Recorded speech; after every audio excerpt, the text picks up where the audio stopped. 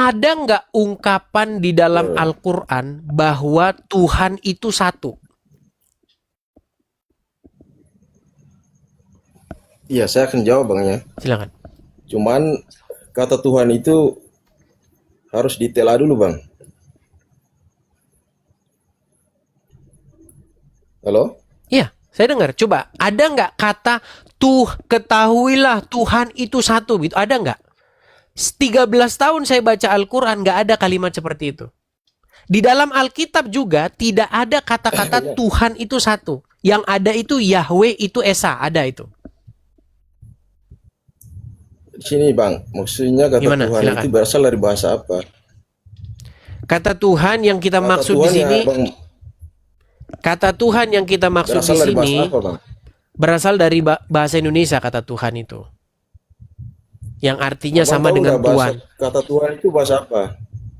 Bahasa Indonesia, Bang. Salah Bang. Terus Itu bahasa yang apa? kamu keliru di situ. Terus Tuhan tuh bahasa apa?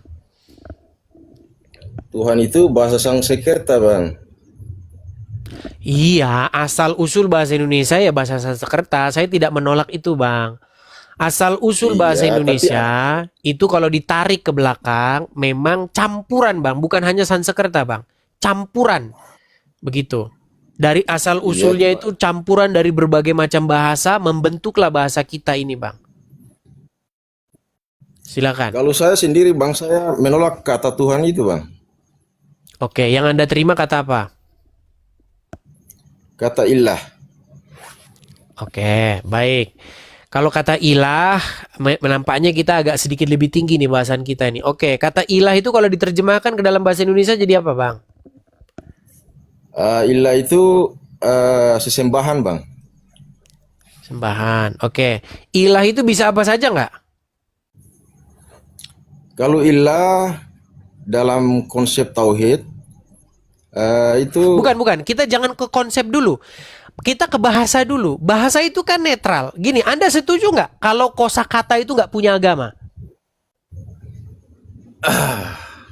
kosakata nggak punya agama. Gimana itu Bang? Membingungkan itu pertanyaan itu. Oke, saya ulang lagi ya. Tenang dulu, Bang. Tenang. Bisa ditaruh dulu, Bang. Kalau Abang pegang-pegangin kayaknya menurun konsentrasi Abang. Taruh aja dulu, letakin.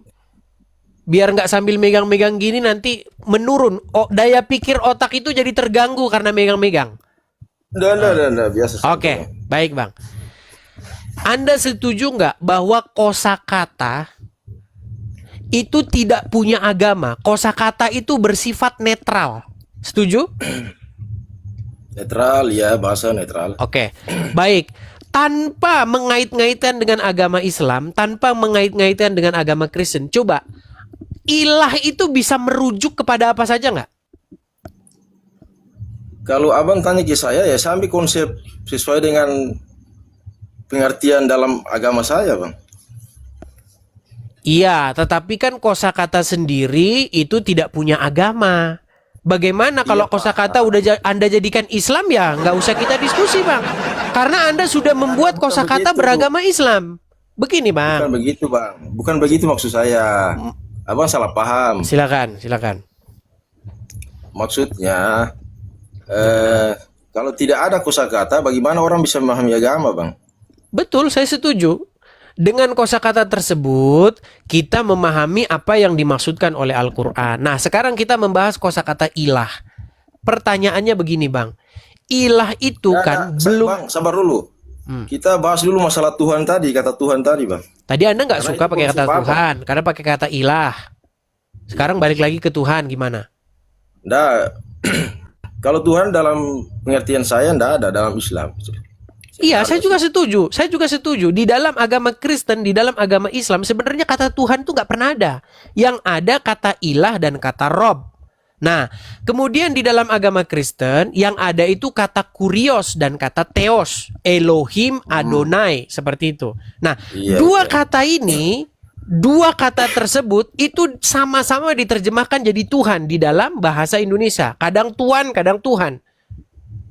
Nah, sekarang mari kita telusuri menurut maksud sang penulis kitab itu. Karena kalau kita sudah membahasnya menurut pengertian orang yang membaca, repot. Kita harus mengembalikan kepada maksud yang nulis itu. Oke? Setuju? Nah, sekarang begini. Kata ilah itu bermakna sebuah otoritas, sesuatu yang menguasai, sesuatu yang mengendalikan. Ia bisa apa saja. Bisa Allah, bisa setan, bisa hawa nafsu, bisa uang, bisa jabatan. Setuju tidak? Kalau saya tidak setuju, Bang. Oke, coba dibuka Quran surat Al-Jathiyah ayat 23.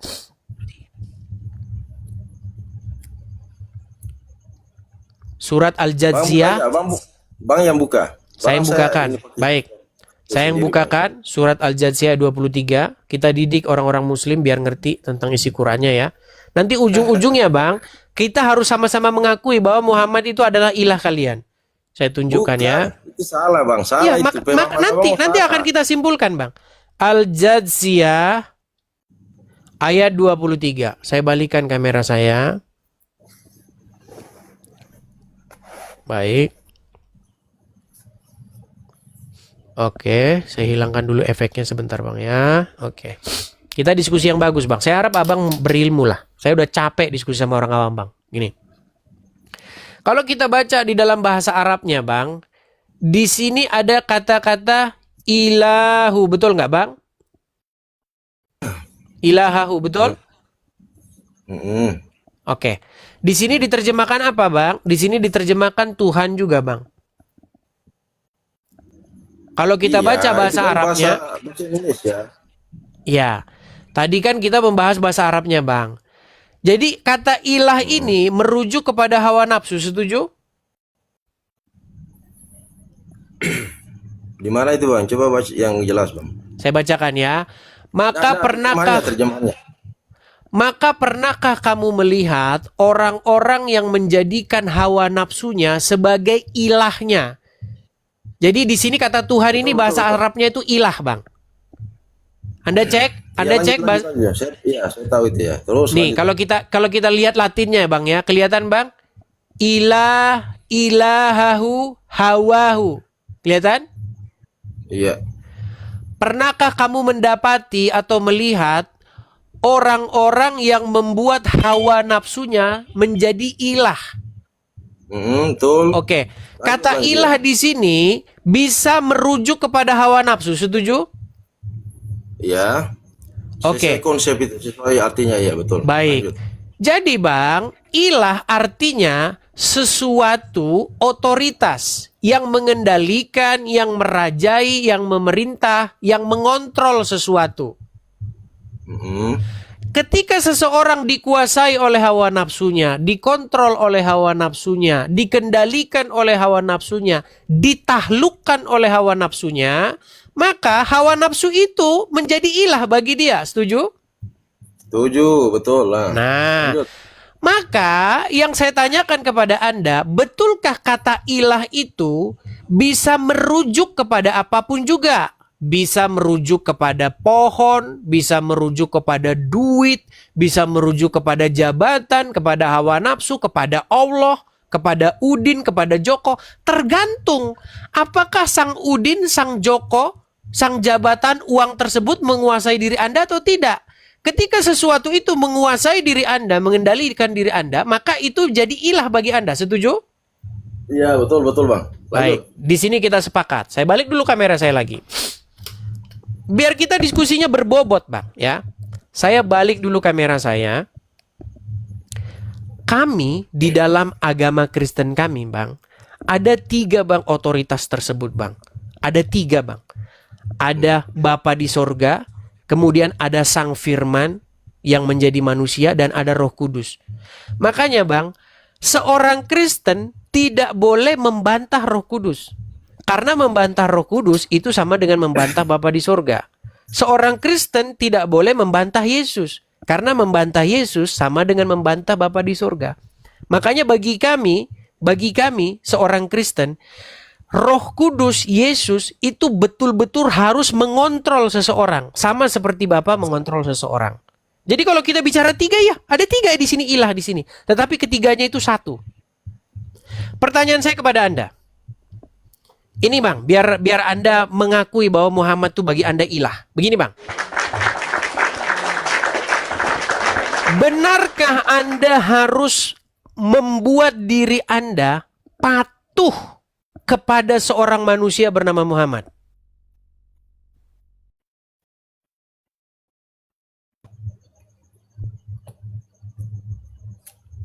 Halo? Iya, iya, iya. Tadi Sekali lagi saya ulang Bang ya. Saya ulang lagi. Benarkah Anda membuat Muhammad menjadi seseorang yang harus Anda taati, Anda dengar, tidak boleh Anda bantah? Benar atau salah itu? Benar. Ya sudah Bang, Muhammad itu ilahmu, gimana? Salah Bang, salah. Itu salah, konsepnya salah Bang. Silakan. Jadi begini Bang, yang dimaksud dalam ilah dalam akidah Islam, kan dalam kalimat syahadat itu ada penetapan, ya kan? Boleh saya bicara Bang? Bukan itu Bang poinnya, Abang nggak nangkep dengan yang saya bicarakan. Gini loh Bang, kita jangan bicara konsep Bang. Kalau kita bicara konsep, kita nanti membahas dogma. Yang kita bahas adalah pengertian kosakata. Itu bersifat netral Bang. Kosakatanya ya jelas Bang, tapi di situ ada yang ditetapkan sebagai satu ilah saja Bang, yang berhak disembah tadi. Saya tidak tanya ilah yang berhak disembah Bang. Saya tanya bagi Anda itu Muhammad itu suatu otoritas atau tidak? Yang wajib kepadanya Anda takluk, wajib kepadanya Anda taat, wajib kepadanya Anda mendengar, tidak boleh Anda membantahnya. Iya, benar. Ya benar, sudah, Bang. itu menurut kaidah bahasa, Muhammad itu menjadi ilahmu. Bukan untuk disembah Bang, beda. Bukan untuk diibadahi, disembah beda Bang. Saya Dia tanya sebagai- bukan untuk disembah Bang. Saya tanya bagimu Muhammad itu ilah, setuju? Iya, saya sudah benarkan, Ya Bang. sudah. Ya sudah. Tapi bukan Artinya untuk disembah, Bang, Bang, ntar dulu saya dulu. Aduh, silakan, tadi- silakan. Jadi beda Bang, beda ilah yang disembah dan beda ilah yang ditaati Bang. Oke, jadi Anda sudah mengakui bahwa Muhammad itu ilahmu? Ilah yang bukan disembah Bang. Oke, Artinya jadi begini, Bang. jadi bagimu Muhammad ilah nggak? Iya, saya ngomong dulu dan saya jelaskan Silakan. begitu. Silakan. Nah, tadi kan Abang jelaskan bahwa ilah itu bisa jadi dalam hal apa saja, misalkan syaitan bisa jadi ilah, siapapun bisa jadi ilah. Tapi dalam konsep kita umat berakidah Islam, ilah yang kita tetapkan sebagai sesembahan dan yang diibadahi itu cuma Allah. Itu Sudah? bedanya di situ, Bang. Oke, nanti akan saya bahas di situ, Bang. Nah, Sudah? jadi kita punya satu konsep yang mungkin Abang bisa sendiri paham bahwa kita punya konsep tauhid, Bang. Oke. Saya jawab ya. Jadi Allah bagi Anda adalah ilah. Muhammad bagi Ilah yang Anda berhak- Muhammad bagi Ilah yang Anda. berhak disembah. Cuma Oke. Allah saja, Bang. Oke, baik. Nggak usah yang disembah. Nanti kita ke situ lagi. Bagi Anda dia ilah. Oke. Kemudian Dia bagi Anda Muhammad adalah ilah. Berarti Anda punya berapa ilah di sini? Ya memang kalau secara bahasa Abang kan jelaskan ini kan konsepnya bukan ketuhanan kan, Bang? Bukan dalam Balik lagi. menyembah. Bukan, Bang. Coba Anda belajar menghitung dulu. Bang, belajar menghitung dulu. Nah, Muhammad saya paham Bang maksud Abang. bukan, maksud karena saya yang paham. terjadi di antara orang-orang awam tuh itu, Bang. Orang-orang awam itu mempermasang awam, itu mempermasang awam, itu mempermasang awam, itu mempermasang awam, itu mempermas. Ketika Anda membuat Muhammad menjadi Rob, itu sebenarnya perintah daripada Allah itu sendiri. Allah lah yang menyuruh kepada kaum muslimin, atiullah wa atiur rasul, betul? Betul, Anissa. Iya, jalannya, makanya Bang, ketaatan Anda kepada Muhammad, kepatuhan Anda kepada Muhammad itu adalah bagian daripada kepatuhan dan ketaatan Anda kepada Allah. Setuju? Betul. Saya paham itu Bang, saya paham. Makanya Bang, makanya inti dari perdiskusian Islam dan Kristen ini adalah orang Islam itu dikuasai oleh Allah dan Rasulnya. Orang Islam itu kalau dibelah dadanya, maka di situ memerintah Allah dan Rasulnya. Kalau orang Kristen dibelah dadanya, di situ memerintah Bapa di sorga, Sang Putra, Yesus, dan Roh Kudus. Iya. Itu tidak jadi soal Bang, tidak jadi soal. Nah, sekarang itu yang perlu kita bahas itu Bang. Kenapa Anda mau? Kenapa Anda mau mengikuti Allah dan Muhammad? Kenapa Anda tidak mengikuti Bapa di surga, Yesus dan Roh Kudus? Harusnya begitu, itu diskusi kita. Jadi Bang, Kalau Anda mengikuti Allah dan Rasulnya, pasti Anda akan pergi ke Arab mencium sebongkah batu. Betul atau salah? enggak juga Bang. Nah, sekarang saya tanya Anda, benarkah Muhammad mencium sebongkah batu di Arab? Iya, itu memang ada hadisnya Bang. Oke, Anda pengikut Muhammad? Iya, 100% insya Allah. Kalau Anda pengikut Muhammad, Anda mengikuti apa yang dikerjakan Muhammad, betul? Oke, lalu kenapa Anda tidak mau mencium sebongkah batu? Anda nggak mau mirip sama Muhammad? Masalahnya itu Bang. Masalahnya di mana? Begini Bang, makanya inti gini. 13 tahun, perhatikan Bang, 13 tahun lamanya saya diskusi, sebenarnya intinya itu udah dapat. Islam adalah agama yang membuat manusia-manusia segambar dan serupa dengan Muhammad. Makanya orang Islam meneladani Muhammad, mirip sama Muhammad kelakuannya. Apa itu kelakuannya? Ya Anda tahu sendiri lah. Gimana masa Anda nggak tahu kelakuannya seperti apa? Nih sekarang Bang, tenang. Saja itu Bang. Yang kedua, menjadi Kristen adalah membuat orang-orang segambar dan serupa dengan pribadi Yesus. Makanya orang Kristen meneladani Yesus. Makanya Bang, orang Kristen yang sejati mirip, tenang Bang, biar nanti Anda gantian.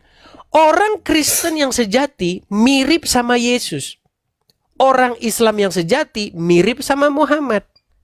Nah, yang mau saya beritakan kepada Anda Bang, manusia yang sejatinya kita kalau mau kembali kepada fitrahnya, itu harus mirip dengan Yesus Bang, bukan mirip dengan Muhammad.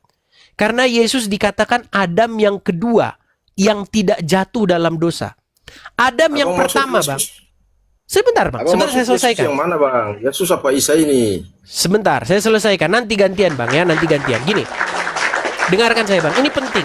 Biar kita nggak debat kusir. Kayak komal-komal yang lainnya yang debat kusir nggak akan karuan. Gini, dengarkan ya, gini.